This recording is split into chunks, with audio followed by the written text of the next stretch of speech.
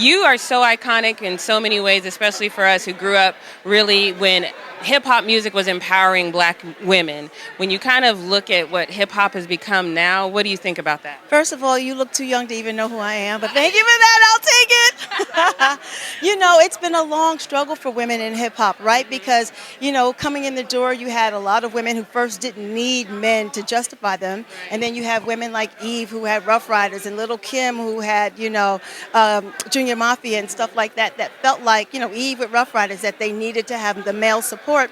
And now it's a whole new thing where women are empowered sexually, they're empowered with their beauty, they're empowered with their lyrics, regardless of how far on the other side this are with raunch and lyricism and stuff like that. It's freedom of speech, and they're taking over the mic, they're taking over the Billboard charts, they're making money finally, and people are respecting them for their style and their craft.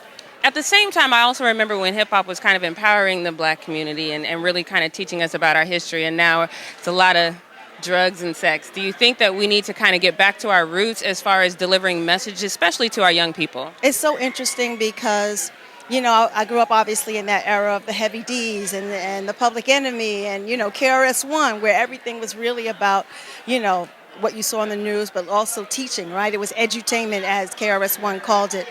Do I think we'll get back to that? I don't think it's their reality. And unfortunately, we always say, right, that the education starts in the home with these kids, and everybody is still, I think, in this business for a quick dollar. And especially with social media coming on, that artists are being handpicked by not their craft, but the number of followers that they have. So there's a difference between the artists that you saw in the 90s and the ones that you see now. And I don't think that respect for the craft kind of has transferred over just yet. So, I think some of our artists who are coming back, like the Common and, everybody else, Most Def and everybody, will still continue to do hip hop and respectfully the way that they do in teaching us. But I guess, we got different genres of hip hop, and you just kind of have to embrace it all. Listen, they thought we wouldn't be here, and here we are. Right.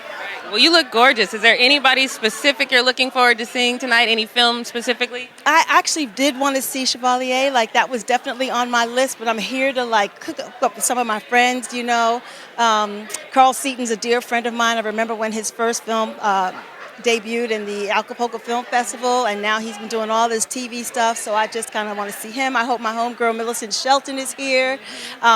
We go back to the music video days, so as I'm moving into directorial debut of my own, these are people that I can kind of lean on and talk to and pull to the side while I'm here tonight and get some information. So.